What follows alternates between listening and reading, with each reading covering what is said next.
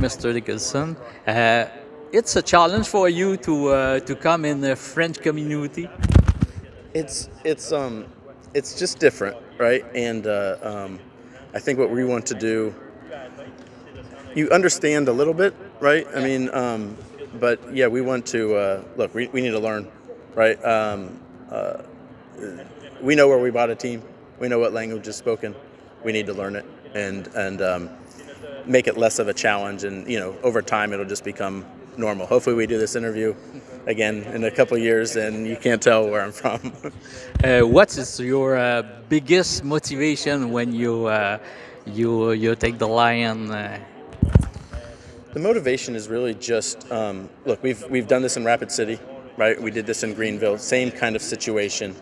The common thing in all those was that tension, that desperation, that uncertainty that looms over everything.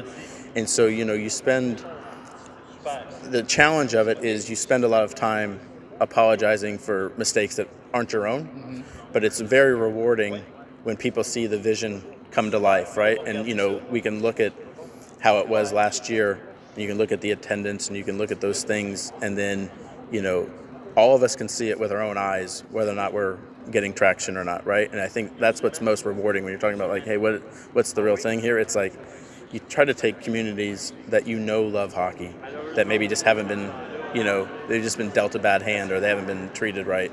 And when they buy in, there is no better feeling, from an ownership group when you see it come to life, right? And, because these are all risks, as you know, right? And so, but I think the city and this team is worth that risk.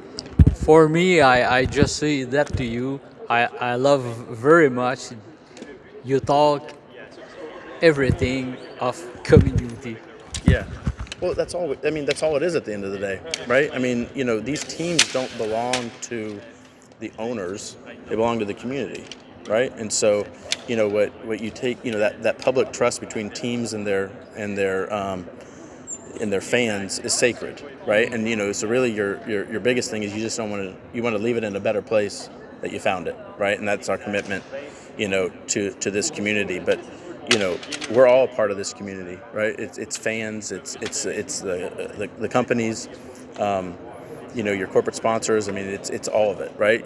So it's like we all, whether people have been fans of the Lions in the past or whether they're about to be or they're going to be, or they never come to a game, you still want them proud, right? I mean, this is a team that's going around North America, with this community's shield on their jerseys, right? And this is one that's going into, states or cities that would never have heard about this place, in the past. So, we're all part of this community, I excuse my English, but I look most game of Lion in another city, and I love the each commentator take time to say Trois-Rivières. Yeah.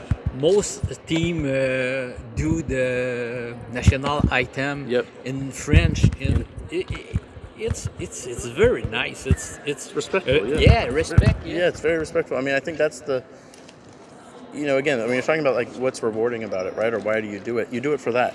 You do it because that respect that you feel, that respect that you see, right? And again, it's not about us. It's about the team. And when they go in there, and look, there's no better feeling when they play the Canadian national anthem and they go into a market, they go into another city and they just beat the hell out of them. It's very satisfying, right? Because look, I think this team, this city, has been overlooked, right? And I think and I think that's something that we're all going to take a lot of pride, making sure that it's not overlooked, anymore. Hey, thank you very much, Sir. Mr. Dickerson. Thank you so much. Yes. Nice seeing you.